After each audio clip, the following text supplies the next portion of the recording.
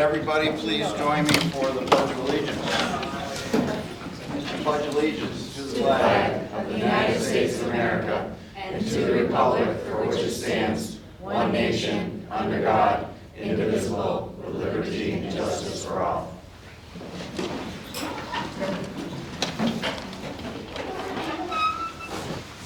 Welcome, everybody. It's been a few years since I've sat in this chair, so please bear with me, and we'll carry on. All right, how's that sound? All righty, additions, deletions, changes to the agenda. Yes, I do have two additions this evening, actually an addition and a change. So the addition is personnel appointment of a director, interim director of transportation. And then under personnel, I do have a second student to recommend for school to work program. Thank you very much. Consent agenda, motion please, 1 through 9. I'll make it. Second? Second. All in favor? Aye. Aye. Thank you. Communications, correspondence, points of pride. I'm starting. For the first time in many years, our middle school academic challenge bowl team took home the championship trophy. Raiders finished 110 points ahead of the second place team to bring home the season title. Academic excellence, quick wits, and teamwork were all on display this season throughout the 8 competitions. Under the direction of Mr. Youngs and Mr. Trost, our middle school, high school chorus and band students performed beautifully throughout our winter concert series in December. Congratulations to our talented musicians on a job well done. In December, Miss Stacy and Miss Kim from Crazy Birds Cafe ran after-school cooking classes for our Raiders in grades 6 through 12. Students learned to make tacos, macaroni and cheese, and red velvet cupcakes. Each session was well attended, and students very much enjoyed this enrichment opportunity. On Tuesday, January 6th, we welcomed 8 alumni from the classes of 2021 to 2025 back to our school for a luncheon and panel discussion with our seniors. After enjoying a luncheon with their teachers, alumni shared stories, advice, and provided answers to questions our seniors posed about life after graduation. We wrapped up the year with a tradition like no other, the kindergarten holiday concert. It was wonderful to see so many families enjoying the music and post-concert treats. Huge thanks to our kindergarten teachers for organizing such a memorable event. Our elementary student council recently led a successful warm clothing drive, collecting 140 items for local families in need. Special recognition goes to our pre-K and kindergarten students who contributed the highest number of donations. As a reward for their generosity, these classrooms will receive new books courtesy of Mrs. Monahan and the student council. Alrighty, board committee reports. We had an audit committee meeting briefly, and we'll save that one for last. So where'd he go? I'm worried. So he can come up and give you 3 or 4 minutes of highlights. But other than that, what were there other? There was a brief elementary compact meeting before the PTO meeting that I attended. They were going over the Reading Raiders program that's going very well, where people are reading books to kids and stuff, so that's cool. And they were going to be going over a questionnaire that went out for parents. And then the PTO took over and talked about the coming festivities with Valentine's Day. Okay, thank you. Were there? There was the middle high school compact committee where we just continued to go over the document that we're working on to give all the information people need to help students prepare for college or career or what comes next, and help parents along in that process, walking beside them. So we're still evaluating feedback from students and kind of formalizing what we want in that document. The middle school committee, we're getting going on. It's middle high school, it's a combined. Okay, but still, that's intriguing, good. Thank you. Facilities met, I was unable to go, so I don't know updates from that. Okay. Well, the work from that committee you're I was gonna gonna hear say, about it's here all in just a minute. All right. Okay, sir, the update, Can, excuse me, can we do Brandon Littleton and the Trap Club I first? went out of order, I got excited about the About the committees. audit committee? Guests of the board, Brandon Littleton and Kelly Mumford High School Trap Club. Mr. Littleton, why don't you come on down? Ladies and gentlemen, this is our advisor for the Trap Club for, well, I would say middle high school, but Brandon has definitely been branching a little bit even into the elementary school. It's our largest growing club, and I can't wait for you to share some of your most recent achievements. Well, that largest growing club is actually the archery club, but with trap, we had 23 kids in the spring program, and then for the first time this year, we actually entered into a fall program with the support of the school and a ton of coaches. We had 12 coaches for 18 kids, so when it comes to safety, it's pretty paramount to us. We got a lot of great volunteers, but most of all, we have a lot of really good trap shooters. You know, we've got a handful of them here tonight that they competed this year. They were very successful in their conference. Out of a 6-team conference, they finished first overall, and in the top 3 shooters, we've got 2 of them here tonight. Chadwick, which is my son, and Carter, and then Grayson Melky was one of the other kids that finished in the top 3, and actually put a trophy in the trophy case here for the team. So it was fantastic. It's a really good team. It's a great program. It's a growing sport. And, you know, they all love it, and we love supporting it. So we appreciate you, you know, continuing to support it and help us to keep it going. So.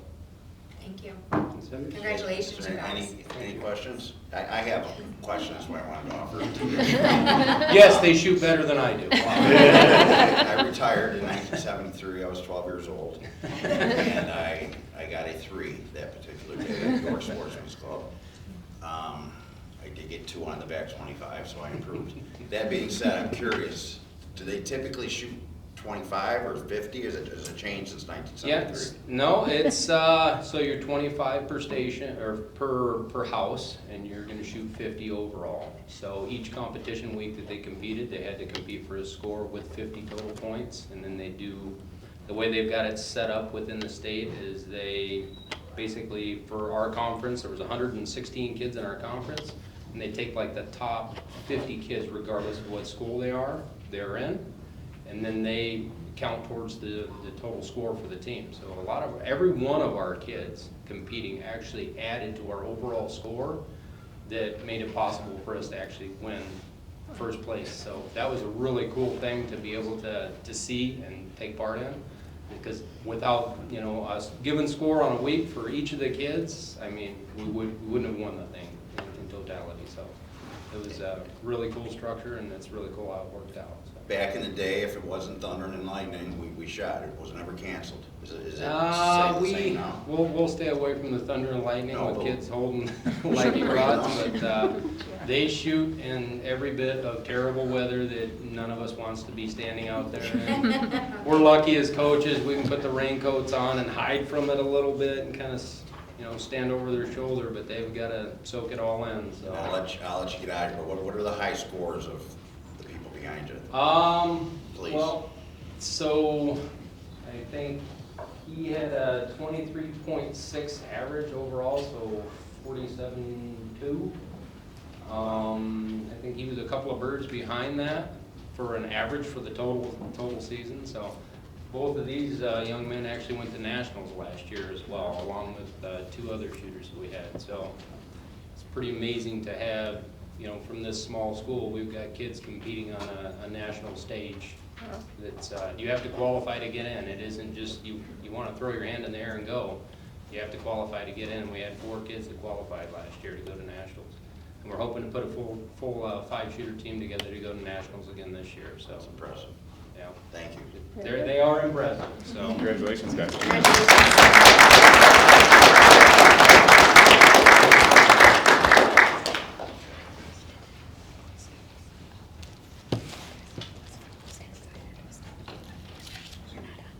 Yes,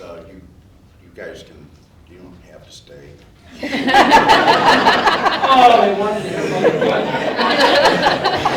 That didn't take long. Not trying They have to run quick. Thank you. Thank you all. Safe travels. Congratulations. Congratulations. Make sure you say you weren't pushed out the door. Thank you for everything. I'll take your rip rap. Thank you. Thanks a lot. Thank you. You're welcome. Landon's got one more stop tonight, so I think we can move it. Now we've got, Mike. Now, yeah. Mike DeBodge from Manger Metzger Bar and Company LLP. We just go by MMB and Co. now, so that'll be a lot easier. All right. Going down the road. As Mr. Bickford mentioned, we had a very exciting audit committee meeting this evening, just before the board meeting. I'm just here tonight. You have seen 2 additional audit reports from us: the extra classroom activities, which is the student accounts, and the single audit, which is an audit of the federal funds. So real quick, the single audit, the district spent $818,000 in federal funds during the 24-25 school year. We audited the child nutrition cluster as our major program this year. We had no findings or question costs in that audit. So in just one other note on that, the threshold for an audit's going up to $1 million this year. So I don't anticipate the district needing a single audit moving forward with that. And then with the extra classroom, the student activity funds audit, just a couple of highlights on there. The year-end balance in the accounts was about $86,000. The clubs had just over $200,000 in revenues and expenses this year, which really is very active for a school the size of Calmon. So that's good. That means you've got involved students out raising funds, for doing a lot of activities. And then in the report, we did have a few minor recommendations that we noted to potentially improve some internal controls and student experience over the programs. Really common things that we see in all the school districts that we work with. So nothing, too interesting to talk about. But do you folks have any questions on that or anything you saw? There was the one club you mentioned, the science club with little or no activity. Yeah, was financially inactive during the year, yes. And you touched on that briefly, that we should perhaps. Yeah, could evaluate whether or Yeah, not that's what I was future trying to get. activity is anticipated, and if not, potentially close that club. And that's just something to evaluate. Another Thank thing you. to talk about. Thank you. All right. Okay, thank All you. right. Well, thank you very much for your time. Yes, absolutely, thank Great you. night. Safe travels, sir. Okay, Hunt Engineers. Do you want to go first or us? We don't care which. Yeah. Go ahead. First 2 minutes, that's all. Yeah, so they'll come up in a second. I just want to steal a couple of minutes to give you guys a quick update on the current capital project. We're kind of at a turning point here. A lot of the spaces that we've been in, we are nearing completion and about to turn back over to school, and we're looking forward and also actually starting to get into some new areas. So I made some notes so I don't forget anything. Here in the auditorium, you've probably seen in the doors that That's lovely. we're pretty much complete and ready for tomorrow's performance. Yes. So Yes. first performance in these spaces tomorrow. Thursday. Sorry, okay. Oh, yeah. We have a couple of things to finish up. We'll come back and do after the fact. The doors that are on there, the metal doors are not the final doors. Though the decorative wood doors that will be there permanently are on their way to us.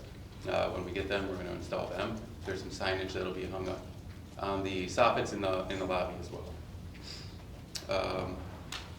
Down in the library, moving towards completion date in the beginning of April. The walls inside there are built, they're painted. We're about to start hanging lights and ceilings in there. It's really starting to take shape. That's great. If anybody's curious, we can organize a peek in there if you'd like at some point. So we're gearing up to start installing final finishes in there over the next few weeks. Over in the elementary building, we are getting ready to turn over the main office and the nurse's office. the beginning of February. So we're putting the finishing touches on over there, hanging some doors. Final cleaning will be done by the end of next week, and we're gearing up to turn that over by the 3rd. District's looking to move in the week after that. Looking forward, we are currently in and starting demolition in the main office in the high school here. We have temporary barriers up. Power is cut off and made safe so that demolition can now begin. Over in the elementary library, we actually had a chance to start demolition a little soon over the last summer, and kind of pressed pause when school started. We are now getting back into that space. You probably see a chute coming out of the garbage chute coming out of the front of the building now. That'll be there while we're doing the work in that space. Right now we're starting demolition and working through that space. And then the window replacements, we have begun those. We've done some preliminary prep work, and we have a plan in place now to start working through the building to replace the windows on that side of the building as well. So that's kind of where we're at. We're starting to flip-flop and turn over some spaces, and soon we'll probably be working with the school district to maybe schedule some celebrations for these spaces that we're going to be turning back over to you soon. Will you touch on just a little bit of, and I'm sure, Hunt can join you too at the podium if they'd like, but we're getting ready to spend down a little bit of the money that's been left, so we've talked about the scope of the work. Do you want to address that a little bit for what our facilities committee has decided? Yes, to speak to the specific scopes we're looking at? Yep. Okay. We've had some conversations about the rest of the spend down money. So far, the money that we've come to you guys and had approved to spend included the boiler replacements at the high school, the windows I just talked about, or actually the additional windows in the other side of that wing of the elementary building that I just talked about, and the tile in this hallway, which is tied to the finish date of the library. So we have to have that all finished by the time the library is done. Looking forward, we're looking to spend down roughly an additional $800,000 from our contingency. We're still going through that initial underage, or the money that we had as a leftover from being under budget on big day. So we're looking at doing, I might need a memory jog on this. Some additional roof work. So let me start with the biggest priority. So this hallway right out here in the music hallway, when we get heavy driven rains that come this direction at the building, the hallway leaks all the way up and down here. So Hunt has done some investigating of this previously as part of a study of prior capital projects. Mm-hmm. We are going to be pushing a scope of work forward that will repair the wall above this roof here and stop the leaks that are coming into this hallway. That's going to involve taking the brick off the building, repairing some of the flashing that is not quite installed properly or continuous. Correct. It's not continuous. And then rebuilding the wall. The roof immediately below that, so right over This hallway here. this hallway, and we'll call that the cafeteria, will also be replaced as part of this scope of work. It's in one of your older roofs that is, I believe, either not under warranty or coming up soon. I can speak to that a little bit more when we do the BCS part. What else do we have on that list of spend down? That's what we're submitting to SED. That's right, okay, thank you. So there's additional areas of roof that we've identified that need replacement on this building as well. Some older roofing up on around the gym. It's the older ballasted roof, it's got stone on it. We are going to break off a piece of that roof to kind of back into that $800,000 range number. Right now, those two scopes that I talked about don't quite get us to where we want it to be with our spending for this. Right, so what we're submitting to SED, any roof that we would want to do and can afford to do will be covered under the permit that they issue. But we're not going to be able to afford to do all that we're going to be able, that we're showing them. We're scheduled to send to SED very shortly, certainly by the end of the month. And the hope is to bid next month and award in March. And this work would be done over the summer and completed during the same schedule as the capital project, so completed by the end of this year. It's a tight timeline, but the SED review times right now are very quick, really fast. Contractor availability is not an issue? At the time of year we're going out, this is the time of year you want to go out. Contractors are filling their coffers for the rest of the year and a half. By the time you hit the late February to mid-March timeframe, that's when you almost hit a wall and everybody's booked up and you get no thank you numbers. Yeah. The roofing, we're still planning on procuring through the purchasing network, right? Correct, so it would be Yeah, an the same way extension that of the we're- current roofing contract. So the only bid work will be this exterior wall repair out here. The roof work for the capital project was purchased, similar to a PO purchase. It wasn't a contract directly with Armour Davis. So it is an extension of the work identified under the capital project. That's how SED justified the approval for that. So there'll be more bids than just theirs though, or no? There will, for the repair of the wall up here. But not for the that will roof. be bid. Correct. Right, yes. Yeah. It's something they've already bid through a co-op process. Okay. Mhm. That's So- what, Yeah, it's a pre-bid process, I'm sorry. okay, Yeah. thanks. What percentage of the windows have been replaced? None right now. Okay. So I anticipate let me back up. There is one room that is emptied on the first floor of the elementary building, which just yesterday we started replacing the windows in. That's our mock-up. We want to see any issues we run into in that room, we can apply and kind of solve for before we move down the rest of the building. I anticipate the rest of the windows to start early next week. And are all the windows that we need on site? All the windows from the original bid, the original project are on site. Perfect. Yes. Okay, thank you. Mhm. Any other questions, guys? No? Looks Awesome. good. Thanks. Okay. Mike. Thank you Thank you. very much. Thank you. See ya. Thank you. All right, and now the BCS.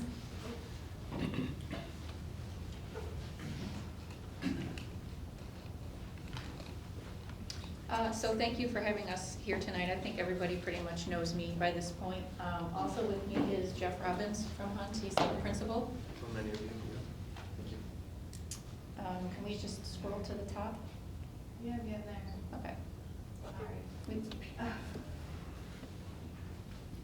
So I'm here tonight to talk to you about your most recent BCS cycle. You guys are due last year, 2025, which means you have to upload all the information by the end of February of this year. So, next slide when you're ready.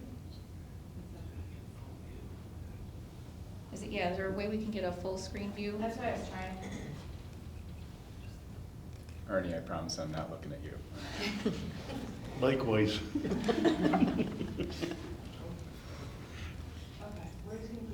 Okay, so what is a BCS? I don't think I've been through a BCS cycle with most of this board, so I'll go through a little bit of what this is.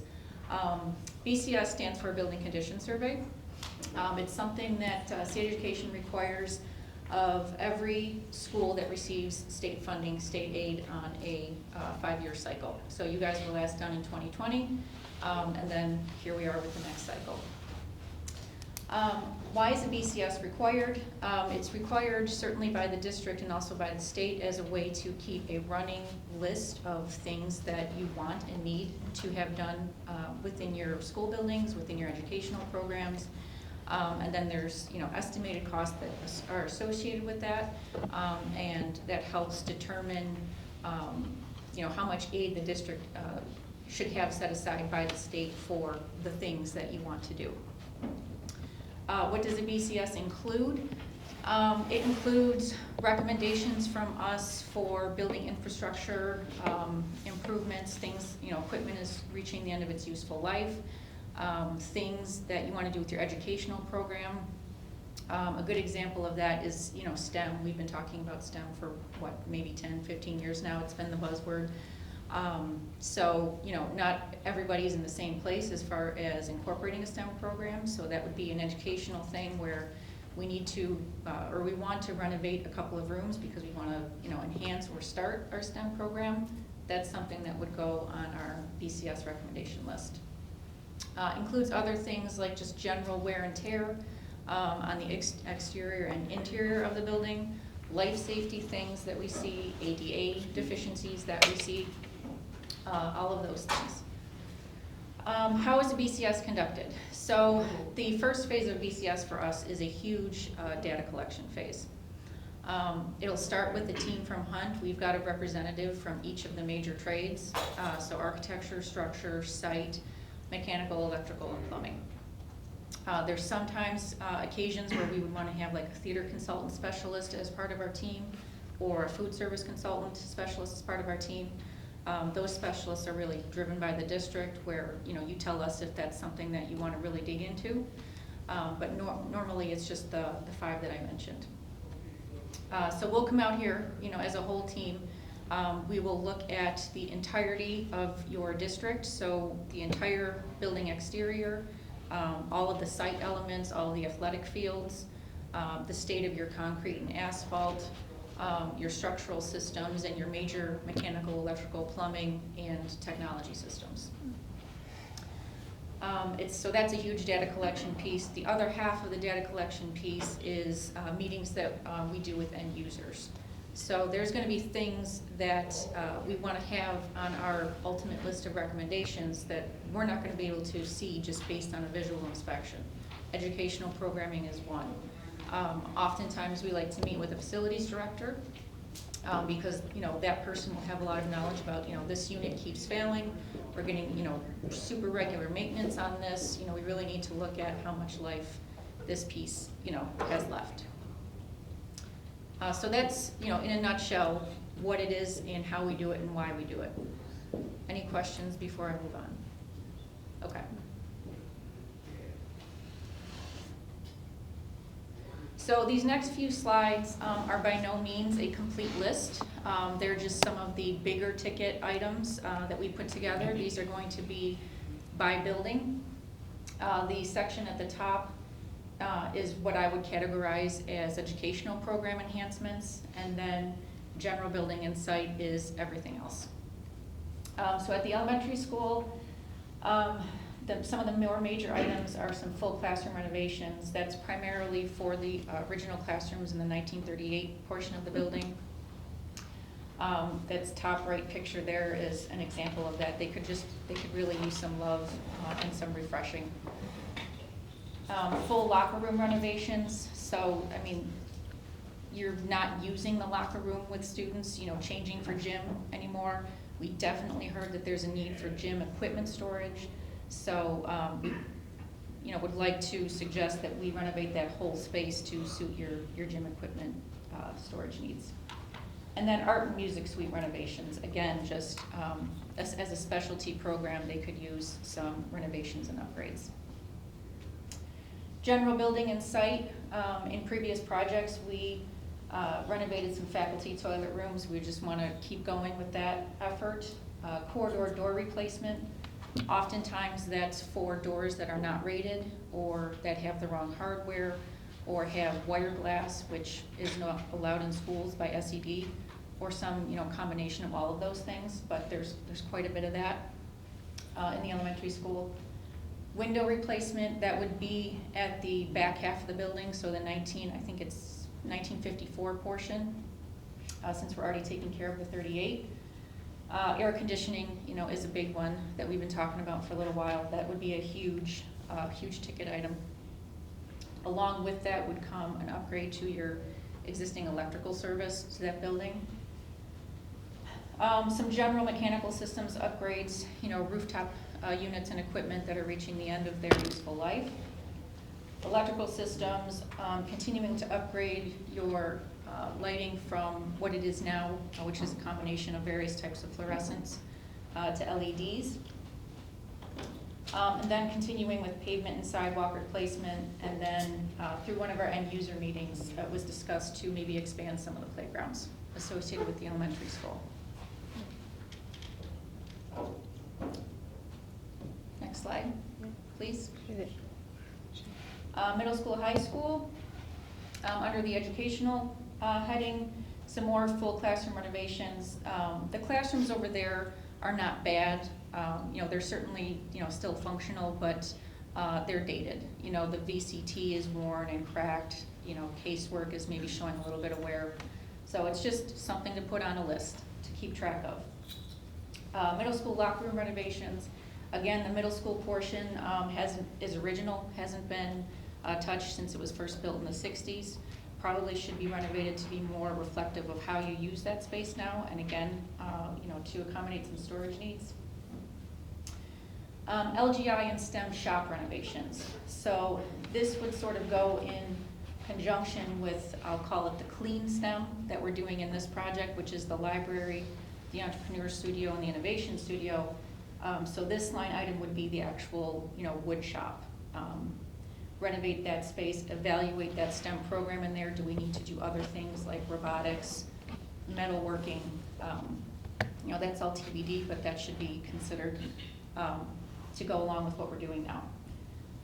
And then just some more casework replacement. That top left picture is the current art room.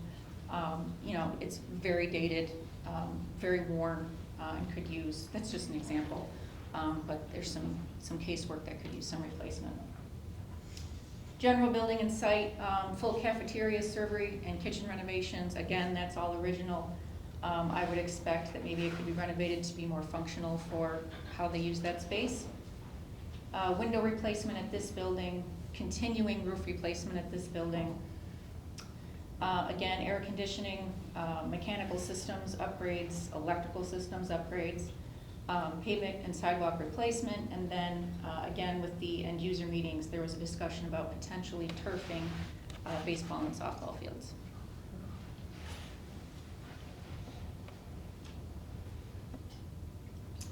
District office, this first one has been on the list for quite a while. There had been discussion with Bob and now with Becky to relocate the district office into this building potentially, but converting after that move happens, if you can do it, converting that current district office into an aidable building. Because right now there's things that need to be done to that building, but the district won't receive any aid on it because there's no student occupied spaces in there. But that building, it's not terrible, it's not falling apart, but it could use some love. Floor and ceiling replacement, roof replacement, removing that chimney that's there, and then just some electrical system upgrades. And then at the bus garage, bus lift replacement, overhead door replacement, mechanical systems upgrades, roof replacement, providing a generator backup at this building is a big one. Upgrading the fuel tanks and providing a canopy at the fuel island. Electrical systems, pavement and sidewalk. And then this last bullet, which I realize is a lightning rod of a bullet, but it's on a list because we just have to account for it, is what do we do in the future to accommodate the electric bus mandate? Next slide. Next slide. Next. So this is just a screenshot of our online program it's a proprietary program for Hunt that we use for BCSs. This is just a snapshot of the dashboard. I just want to point out a couple of things here. Along this part here, you can see we can organize the recommendations that we have, either by building, by discipline, or by category. The categories would be life safety, ADA, athletic fields, whatever. This graph here shows prioritization, which we're still going through the process of prioritizing everything with the district. But you can see here the total cost for, if we were to do everything tomorrow, we would be at $101 million. So it just. Next slide. One of the things you have to understand is if you don't identify it and put it in the BCS, the state won't let you do it. So every project that you submit, you have to submit an executive summary of what your findings are, and they'll check to see if the scope you're doing was identified, and if it wasn't, they're gonna question you. Yep. There's ways to work through it, but our goal is to throw everything at it. Yep. Anything we hear about, anything we see, we want it in the report, because it's a lot easier to be able to Not do do it, something, yeah. to not do it than to, you know, miss out on opportunity, so. Anyway, so don't let that scare you, that is, you know, that's all in, and some of it's duplicated, right? So like, Yeah. you like a new bus garage, we also have money to fix your old one, right? So there's some double dipping there, but you know, you don't know which way you're gonna go or when it would happen, so it's all in there, okay? Move on. I guess it's the next one, Yeah, yeah. you have the next keep one. going. So on the next slide, one of the things that we haven't gone into detail yet is prioritization and organizing the data and the items into different priorities and years in a full in-depth process yet. What we like to do is have an understanding of when your next capital project might be and organize the prioritization in that fashion for the first, you know, go around. So if, for instance, if you're planning your next vote in 2030, we'd be looking at putting all those things that you might consider in year 5. And because the state requires a 5-year plan, our system will allow us to actually go further and look at a 10-year plan if we want, or an 8-year plan or whatever. So what I'd like to suggest is that we think about when you might want to consider your next project, which year. We take an initial round of prioritization for that in mind, and then we adjust it to be a 10-year plan, and we kick everything out to the next cycle that you would do a future project beyond that. And that really helps inform how important something may be, right? Because if it can't wait for 2 projects, then you're gonna really be considering it for that next project. And then the years in between, we often, you can see in here, represents capital outlay projects. You know, you've been on the cycle of doing a $100,000 project every year, is we can really fine tune and find those initiatives to consider for the next 5 years and beyond. So this is an example, but we would want to update this with the approach that makes sense for you and how many years we'd like to look at, so. May I ask, because this is all new to me. Yep. So the things that they're working on right now for the capital project, were those items identified by this project Yes. that you're on? Yep. So that's how this whole process works? Yes. Yeah, it was identified by this process 5 years ago. Right, Yes. exactly, Yeah. exactly, okay. And the list that we have now, you know, for 2025, those things have been removed, you know, because we're doing them. Okay. So the next couple of slides are just some graphics. We have the high school and elementary school buildings sort of color-coded by year of construction. It's just a reference point. A lot of times when we talk about a recommendation, we'll say the 1938 wing or the 1954 wing, and it's just tied to this graphic to, you know, to be more informative of where exactly we're talking about. On the next slide, so this is a roof replacement plan that we've been working off of. This will be the 3rd project now. After we're done with this project, your elementary school will be completely replaced. And then at the high school, the areas left needing replacement are all of these orange areas in here. Now, what we were talking about earlier for our phase 2 spend down scope, we would be doing this roof here. If you can see, that's number 1. And we're also submitting some portion of this roof number 4 and some portion of roof number 8, because that's where the district is experiencing either leaking right now or the insulation showed as saturated when we had it surveyed.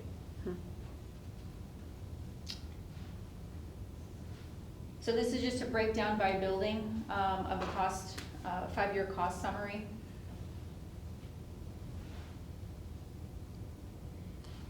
Nothing beyond that too much to report on this one. This last slide here just you know, is for your information on the timeline of us conducting the BCS. We did our field work last September. In October and November, you know, we sat down with our end user groups and had a bunch of meetings. So we met with athletics, we met with special ed and student support services, transportation, food service, groups like that to dig into, again, those things that we wouldn't necessarily be aware of or know, just looking at the building. In December, we met with Becky before the holidays to review our entire draft master list of all of the things. We're here tonight presenting to the board, and then we're on schedule to upload all the forms to SED next month. And that's it. Is there any other questions? If we were to move the district office over here and just tutor 2 kids a week in that building, Yeah. could we call it a tutoring center and have the whole building aidable, or just a little spot for So- two kids? Yeah, I can probably speak to that. Probably not. You have to have a bona fide program that is kind of a regular class. Okay, so maybe if, I'm gonna use, we've talked about STEM, if you needed to, have a specialty program that was related to STEM and you needed that space to conduct the program, yes. So support services of a couple kids here and there, they're gonna suggest you could do that in your existing space. You have to show the need for that space for a specific Okay. educational program you can't provide elsewhere. I figured it Put was. some cows in that thing, John. What's that? Put some cows in that place. That's right. And lastly, when did we stop using the locker rooms to change for gym?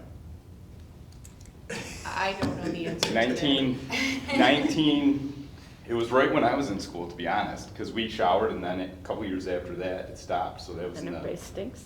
late 90s, yeah. Huh. All right, But they so- still use them in the high school. Yes. It's just the Yes. elementary school, they don't use them. So the elementary children don't change for PE classes. Right. They just go in their normal clothes. But Right. when they come over here, they do use the locker room. Yeah, so they still are in this building. Yes, You the need middle a school lot. kids don't change, high school kids definitely Mhm. still change. And we're not talking about the high school, No, because no, that's no, I newer. just- The middle Just school, middle. the middle school, Hmm. it's pretty outdated in there.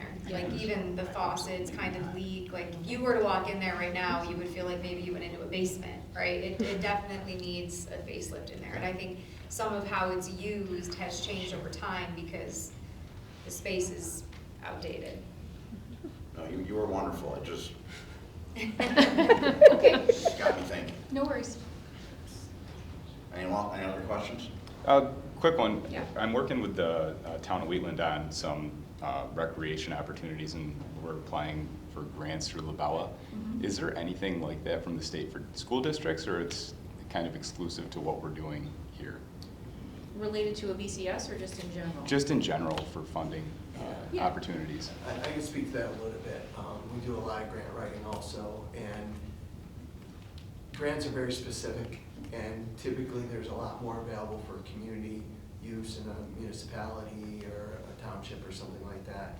And that's generally because they don't have the aid mechanism that a school district has through facilities planning. Now, with that said, we have been able to secure some playground grants over the years, and you can apply that to a project. It will be deducted from your aid though.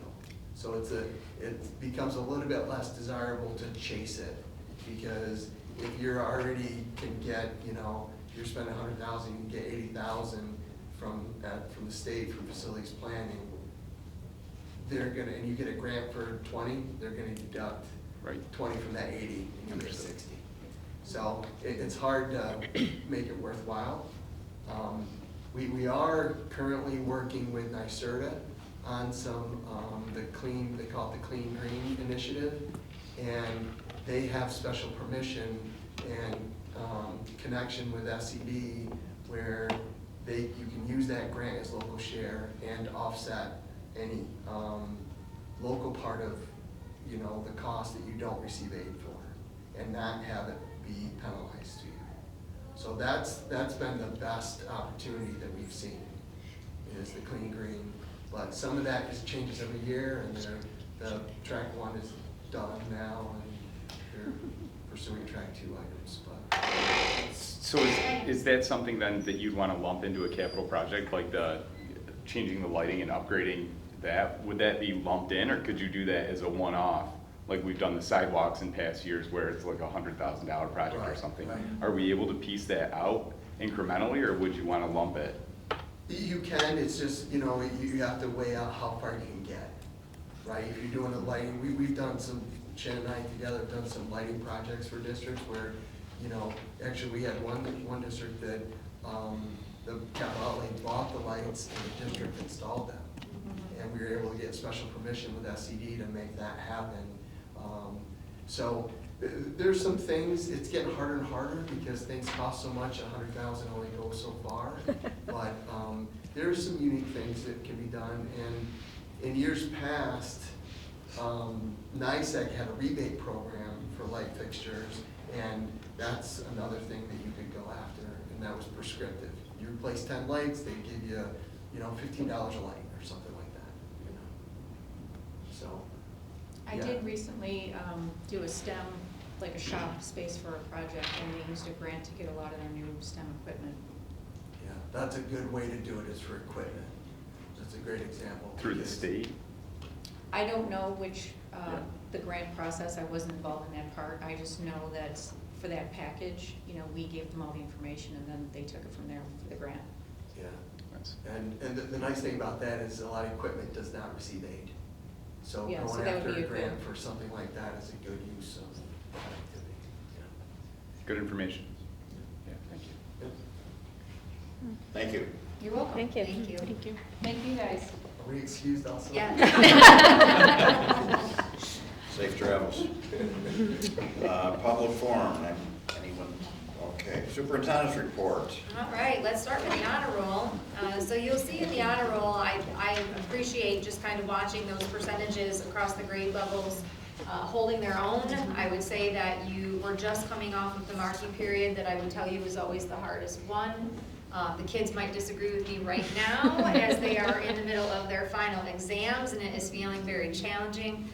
But it is not atypical to watch that marking period 3 be the marking period where teachers are making sure that their whole scope and sequence has been covered. So sometimes it just picks up a little bit of pace. So right now you see that the Raiders are holding their own, and there's much to be proud of there. Next up for me is to have a conversation about pre-K. So when you guys came in today, you should have at your places a budget map.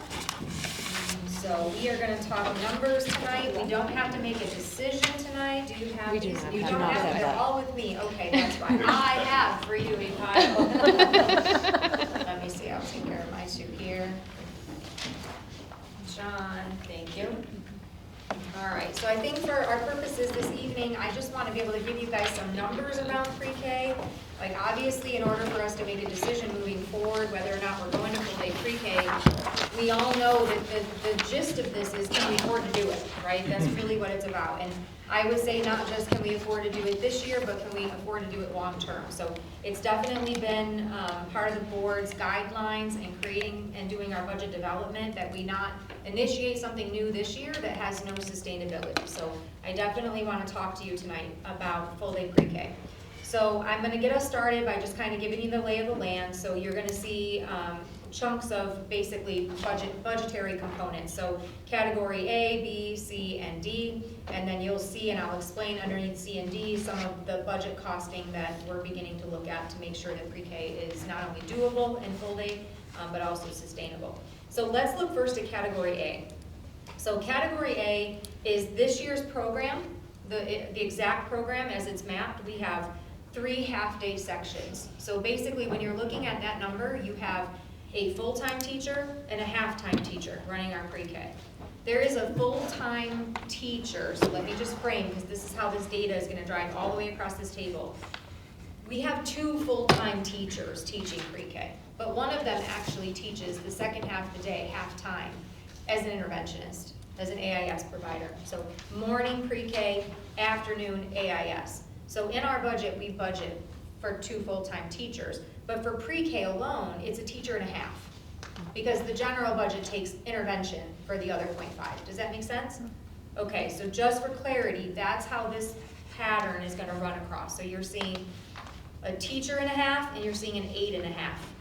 And what we did to make sure that we were comparing apples to apples is we took, if this year, exactly as we look into next year with salary adjustments, some of the increases we were expecting around healthcare costs, you're looking at the real cost in A for us to just carry our program forward. So in A right now, we qualify under the state of New York, we've been applying and getting a waiver to still run a half-day pre-K program. With that waiver, we're actually getting more aid than what we're entitled to. And it's the state's way of saying, we'll give you a little bit more money, but the goal is for you to be full-day pre-K. So we are in, I believe, year 3 of the waiver. I know it's been 2, but I feel like I saw a 3rd year. I'm still trying to see that particular data. What I would tell you is, this year, when we applied for the waiver, we had to apply a second time with more justification.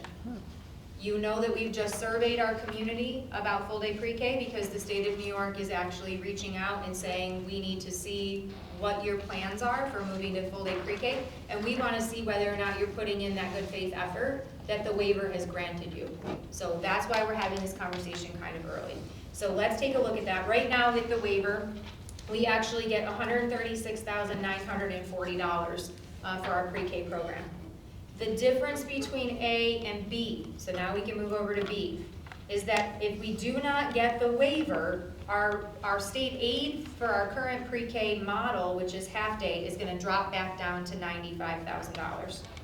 Your cost isn't gonna change. You're still looking at 1.5 teacher, 1.5 aid, but you're seeing a cost or a decrease now in revenue in state aid, so you're watching that expenditure go up. So if we're gonna budget in this current budget to have the exact program that we have now, we should expect, running that exact same program, that we're gonna have a $41,940 increase of local share to keep our program running exactly as is. Questions so far? That's if we don't get the waiver. If we don't get the waiver. So what I will tell you is, we have to build a budget that says that we are not getting the waiver, because we have to guarantee that in our budget that we're gonna deliver the program and services that we say we're going to, right? Can this information be made public? Like this spreadsheet, are these numbers that people are privy to, or just us? The reason I'm gonna say just you is because you're gonna start getting over into the exceptions, and as you begin to see some of what I'm gonna lay out for you, you're talking about, it wouldn't take much to identify that that's a person.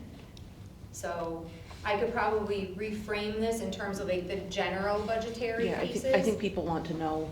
Okay, I think the flip side of that is this board has to make that decision too, right? So I would say by the time we're back together February 10th, I'm hoping to present to you this evening that over the course of the next few weeks that you're asking any follow-up questions about the impact of this on the budget. We do need to make a decision on which direction we're gonna go so that we can have our parent information night and run our program.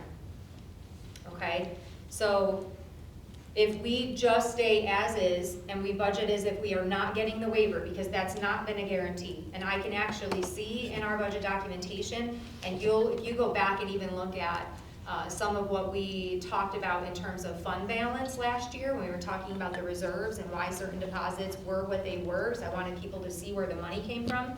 Because we've been getting the waiver from SED, we've been getting a little bit more money, we actually have still been budgeting that our revenue was gonna be at the 95,000 for fear that we might not get the waiver. So that's been pretty standard for us. So we are gonna be budgeting in letter B. That's what our budget will look like.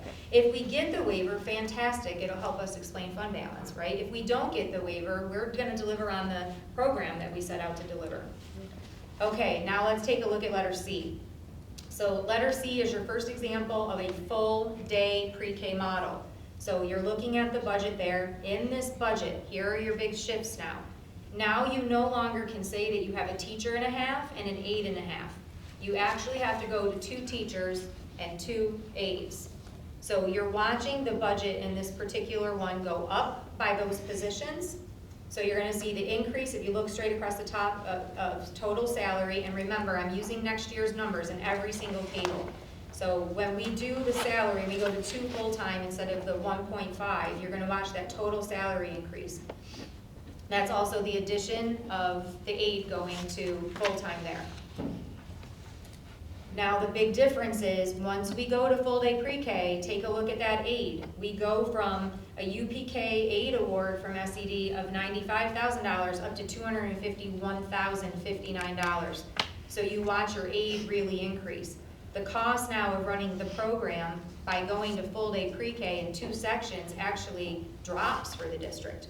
We go from it costing us $206,253 to $85,008. So it is a difference of about $120,000, a reduction for us in local share. Questions about that? If we offer full day, say starting full day 26, 27, are we then obligated to offer it from that point forward indefinitely? I mean, I would say that when we make the decision on February 10th what we're going to do, we should be saying that this is our new This is our model. new program. I mean, we've been running half-day pre-K. I didn't get the date on that. I can't tell you when we opened. Michelle, do you know how long we've had pre-K? The first class just graduated last year, Okay. so 14 years. I was gonna say, I thought Elliot I was. don't know, my son, Because Tommy was the first. No. no, the year before, I think 20, Elliot was eligible and graduated in So 23. Tracy's daughter graduated. I love the our- first I one, love how we because frame it was around also children the by one name. We're that sure they it did is the one. lottery for the first time. I don't know, I just know Donnie got the afternoon. In the grand So scheme of at least it, 14 years ago. in the grand scheme of it, this, even though we've been getting the waiver and we know that we need to make our way to full day pre-K, I mean, this is the first time we've had a pre-K conversation about the structure of our program. And let's say 14 years, let's say 15, right? Even if we're gonna say 10, I would imagine that when we make this decision, we're making the decision and the shift is gonna exist now for us for some time before we might challenge it again. You know, if conditions change. We don't have to offer pre-K, actually, we don't have to offer kindergarten. Kindergarten's also not mandatory, right? So when we talk about budgetary cuts, if we were to get ourselves in a position where we needed to be strategic in how we're building our budget, we always start with the things that are not state mandated. We must fund the things that are state mandated. So you would find yourself in a predicament where we say, we don't offer pre-K, right? But, I mean, I'm answering the question, I'm not saying that. I feel like I need a sign right now. I'm not saying that. I think full day pre-K is fantastic programming. I think being early intervention in terms of philosophy to me is more important than circling back for kids once they've fallen, right? So I personally think that early intervention should be our path. The numbers also tell me that early intervention should probably be our path. So if we take a look at 2 full day sections, we would actually save money. Now, budgetarily, with the number of families that have responded to our survey and what we think our numbers are gonna be, let's take a look at D. Every single grade level in our district right now is running in 3 sections. So if you have, let's just think 3rd grade is in 3 sections, 5th grade is in 3 sections. When we offer high school algebra, we have 3 sections, maybe 4, right? But our numbers really justify, if you take the total enrollment of a class and say 60, you divide it by 3, you get a decent class size for a teacher to teach. 3 full day sections of pre-K is what you're gonna see now in D. Our aid doesn't change, as you can see, right? We are not gonna get more than 251.59 no matter what we do. That's where we land. If we're gonna say that we're going to full day pre-K, we should plan for 3 sections. 3 sections for local impact to the budget would be another $21,632.88 of local share. That would be like worst case scenario for us. So now I want to take you down into what you're seeing in blue. So underneath C and underneath D, you're looking at efficiencies that we have been kind of examining as an administrative team around when we make shifts, are there things that we're currently paying for in our budget that we feel we could they're no longer serving us with the same level that we expect. And now we want to shift our focus maybe away from some of the ways we were using our staff and use our staff differently. So now I want to talk about the efficiencies. So when we take a full-time teacher who is teaching half-time in one location, half-time in the other, you're seeing here that I'm listing as an efficiency that this now opens the question during budget development whether or not we are going to replace a 0.5 teacher in academic intervention at the elementary school. So it's a question. So you're seeing there that I'm noting that this is a time and space for us to have that efficiency. The board will see again in February at your February workshop how our data looks right now, and Principal Meyer will be able to share with you what is happening in intervention in terms of student growth in interventions, what that looks like for us, how many kids are in intervention, and whether or not she believes when she's putting in her principal priorities, whether or not she believes she could go down by that 0.5. So we're still going to be asking her to make that decision, but I'm putting that there for us as a note that that's an area where we should re-examine an efficiency. We like to look at things that way. So a teacher is retiring or someone is retiring. Are we filling that position? Someone gets a job someplace else. Are we filling that position? So you're seeing it here as an efficiency because that's our pattern. We should challenge it. Also, going to C, you have an aide right now in the pre-K that spends half day pre-K AM. The second half of the day, she actually becomes a lot of office support. So she's taking care of lunch breaks so that you're meeting all your contractual obligations and then filling in across the building as she is needed. What I would say is that when we're looking at the elementary school, the structure of the middle high school is 2 full-time secretaries in the building that allow us to run all of our security procedures. They cover one another for lunches, so you always have somebody manning your space that's been trained in your safety manual. I am recommending, like if we're moving in this direction, this be another efficiency that we consider. Is this a time not to replace an aide for 0.5 and instead to increase the secretary to full-time? Secretaries covering each other's lunches would be the same duty. So I'm putting it in here as an efficiency. And then whether or not we do a staff reassignment. So we have an interventionist and we're curious whether or not with our data set we could re-examine what that looks like. And maybe instead of having to cut in a particular area, we change a job title and start to begin to look at something different. So you're seeing outlined there some areas for us to consider. Now, if we were to implement those efficiencies under letter C, you would be basically increasing the deficit, which is an odd way to say that, but we would go from dropping by $120,000 to dropping by $128,000. When you go over to D, that's really where I was most concerned. If I'm going to try to do full day pre-K and say that we need to budget for 3 sections, I'm trying to offer us another level of efficiencies to say there are some dance moves here budgetarily that we could really examine to try to see if we could get that local share or that local increase down to the 13.5. Questions? So I had a question from when Michelle was, I don't know if it was Michelle who told us or someone else last month, about our aid being capped at so many students. And if we go above those students that our aid drops, was I understanding that correctly? If you stay in half day, so we had talked about full day pre-K and maybe we had some parents in the survey that said half day. Yeah. When basically the state gives you allocations for full day, they give you allocations for half day, and then you get a little bit of a no for half day. So it's a little bit of an extra money loss there. So you do start to see almost the negative decline in what that aid would look like. But the aid doesn't go down if we go over that number, as long as it's full day? As long as we say, it is my understanding that as long as we have 17 students in full day pre-K, that we basically have guaranteed ourselves our aid. Okay. Yeah. It's still based on per pupil. I don't want to see us drop below our 33 to 35, like Right. we really need to stay there. C is certainly our sweet spot. Wouldn't that be great? That would be great. But I think in the grand scheme of it, if we're gonna say that we're doing this, D is the model we should budget for. So we either have to budget for B or D.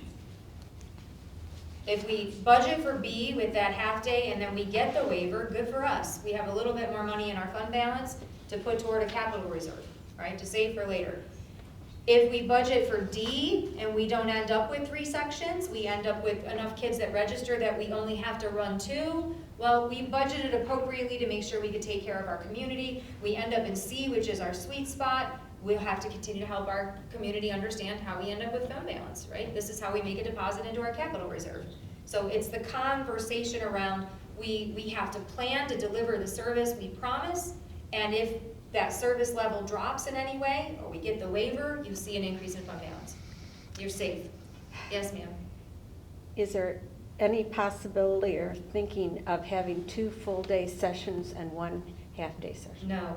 The reason I did not put that on the table is because it changes the aid rate, and you're gonna watch the increase of the local share, which Okay. I don't. I was have just wondering, everyone. because I know some, in your survey, some parents did want to keep half-day. Yes.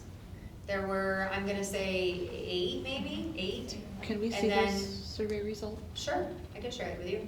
I believe there were 8 families that said they really wanted half-day, but then I feel like there was another portion of that survey that said No preference. no preference. And so you watched a lot of people kind of chime into that too. So I feel like I know, based on the numbers, I know we'll be full at C. The numbers right now tell me we could tip into D, And each class is capped at 18? capped at 18. You can write for a waiver. I talked to a superintendent today that actually got a waiver to add another student into the class, but the second that they did that, they had to add another aide. And you could have, say, 18 and then 16? You could, yes. Okay. Yes, absolutely. Could we have like 21 and an aide and still make money? No. No, they wouldn't let us go to 21. I just threw Yeah. a number Yep, out there. I was Yep. curious on the aide. All right. Okay, another question just surrounding, Sure. I don't know where this would fall, but say, are full-day pre-K students eligible for academic intervention, speech, OT, PT, whatever they might need? So Provided the- by the school, or how does that work? And So- how is it staffed? yeah, so technically, Megan, do you want to just speak a little bit to all of that for us Yep. again? You want to come down to the podium so that we can hear you well? Academic intervention would be different Okay. in terms of what we're calling it. They're eligible, and if they qualify as preschool students with disabilities, Okay, to get special ed itinerant services, which is like a special ed teacher Oh, at the pre-K who level. would come here from wherever from their agency, or? Yes, Okay. or our own. Okay. So we're in the process of applying to be an approved site to be Okay, reimbursed for remember you those said that. services. Mhm. Yep, OT, PT, speech, and special ed services would all be on the table for kids who qualify as preschool students with disabilities. Okay, so somebody from KidStart who's a traveling provider would come and provide those services to a student here? Yep. Okay. Yep, and then if we needed, if there was not a speech provider from another name on the list, we would be able to provide that and be reimbursed by the county. Okay, County pays for that So one of service. our employees Yep. could fill that spot? Yes. Okay, Yep, okay, thank you. Yeah. That's win-win, correct? it doesn't What hurt. I just heard. That doesn't hurt to be reimbursed for someone who's. No, I didn't mean you mean reimbursed, just the fact that the kids. The kids are- here come to can get the services. Okay. And the way that we process, and Michelle, if Megan needs you for this too, feel free to jump down and we'll answer these questions as a team. But the way that speech, let's say for example, you are a kindergartner that doesn't have a disability, but we think you need speech services, talk to us a little bit about that, and then we would use our same process for pre-K. Yep, speech is the only related service you can provide as a improvement service without an IEP or 504 plan. So we have systems in place right now that teachers make referrals to the speech department and do speech improvement, short-term catch-up, fill in any gaps, and if it needs to be more structured and long-term, then they refer to either CSE or 504. And that's provided either in-house or as an itinerant? Or At that's kindergarten and Yep, up, that would okay. be our providers, yep. Cool. Thanks. Thank you. You got it. And I guess typically to add to that, when you're talking about a pre-K-er, you're leaning more towards, if you're saying academic intervention, it's most likely some sort of speech, Absolutely. delay or something. So that's where it would come. It wouldn't necessarily, since we were talking about reading interventionists and things, it wouldn't necessarily be like a pull-out service 15 minutes. For sure. Yeah, okay, thank you. Thank you, because when I heard intervention, I instantly went to what I know happens at that level. I wasn't even thinking about AIS providers. Thank you. If you have a classroom with 18 students, another classroom with 18 students, and another full-time classroom with 9 students, are you able to reduce the aid requirement? Can you just have one teacher per 9 students, or what's the breakout? Is there any flexibility? I don't think so. I think in pre-K, what I read in terms of the requirement, I'd have to get clarity from SED and ask them that question, but I think you have to have, it goes together because of their age. We've had years where we have 10 students, right, in a PM class, or it's always it's a teacher and an aide. State requirements says Yes. you have to. Yes, that is the I requirement. think it's because of the age of the students. Like, there's definitely some needs in pre-K that, Yeah. for supervision alone, right? They don't just go to the bathroom and, Yeah, right, 18 is Michelle? It's also a different. big number. Yeah. I was thinking about that. Any other questions from a budgetary standpoint? So I'll just recap, like, in the way I think of this from the board, like, we have to decide budgetarily, are we gonna plan for next year under B, or are we gonna plan for D? And I think looking at what that increase to our budget would be in D, you have to be thinking about three sections. We just have to, right? C is our sweet spot. We would hope to get to that, but as we build the budget, D is where that budget build would be.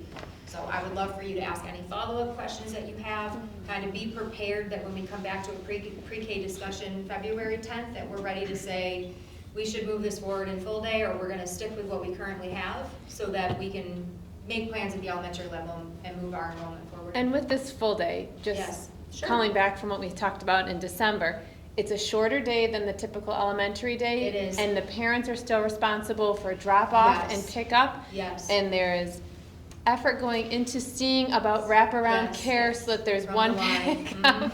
Just trying to make sure I have all the things. So that wouldn't add any transportation No. costs for us because the needs for a pre-K transportation are so different than Correct. elementary or middle high school. Even thinking about the start time and the end time is really thinking about the age appropriateness for the group. It's full time, but it doesn't need to be the longest school day in the history of the world.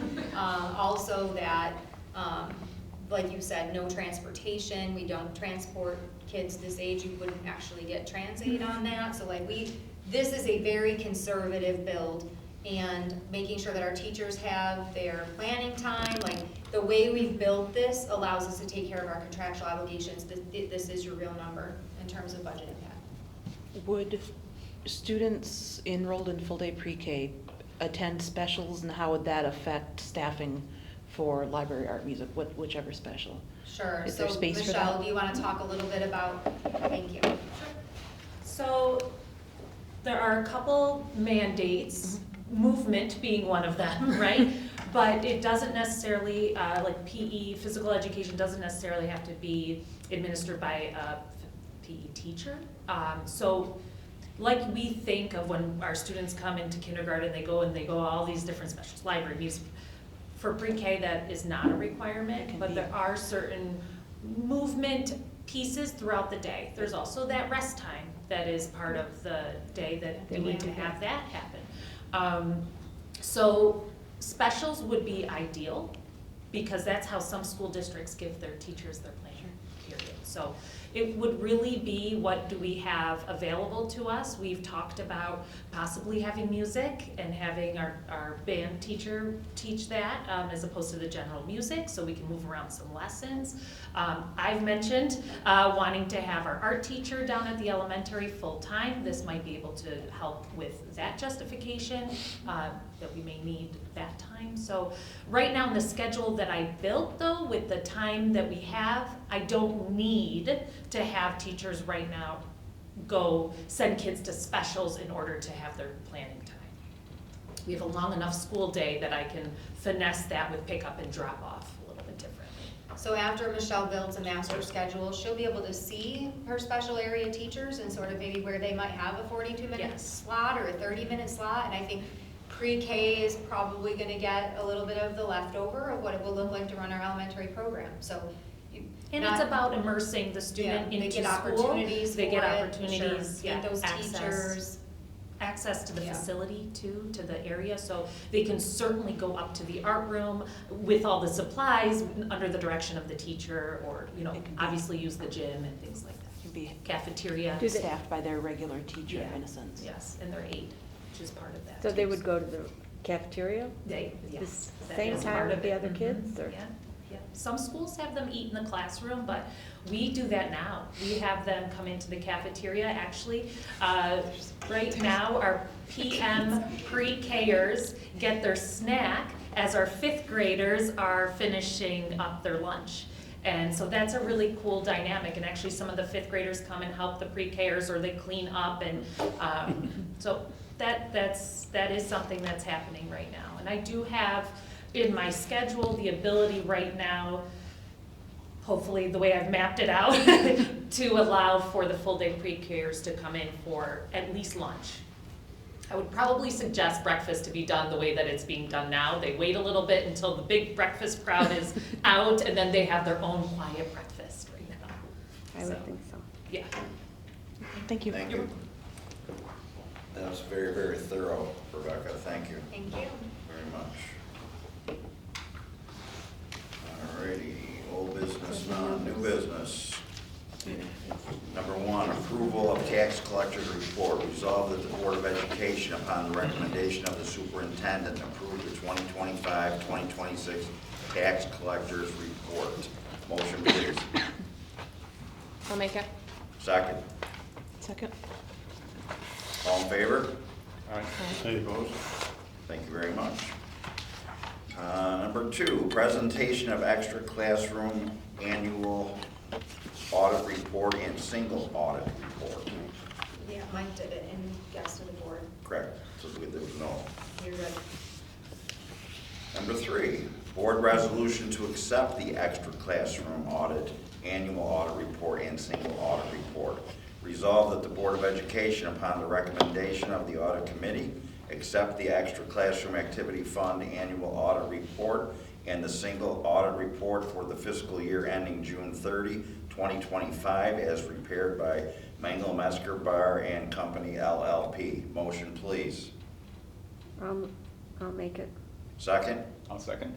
All in favor? All right. Hey. Thank you.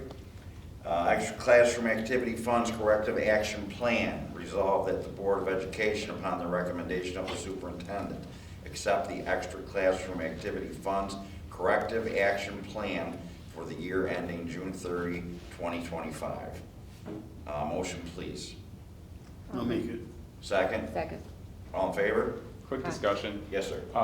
Who is responsible for implementing that? Is that The Mr. high, Caldwell? the high school principal, actually. Awesome. Okay. Good. All set? Thank you, John. Yep. All in favor? Aye. Okay, thank you. All righty, that, I believe, takes care of new business. We will now go to executive session at 7:17. Motion, please. I'll make it. Second. Second. All righty. Motion to return to regular session at 8:24, please. I'll make it. Second. Second. All in favor. All right, here we go. Executive session 1 through 13 as written. We have an appointment of a bus driver. We have an approval of a leave of absence. We have an approval of 2 student teachers. We have an approval of a leave of absence. We have a resignation of a teacher for purpose of retirement. We have an appointment of an elementary music teacher. We have a appointment of a mentor. We have approval of 2 work-to-school students. Excuse me, 1 work-to-school student. 2 work-to-school students, sorry about that. Approval of interscholastic coaches. Approval of an MOA. Resignation of supervisor of transportation. Approval of a second MOA. Approval of a substitute. Motion, please. I'll make it. Second. Second. All in favor? Aye. Aye. Opposed? Thank you. Motion for adjournment at 8:24. I'll make it. Second. Second. Thank you. Aye.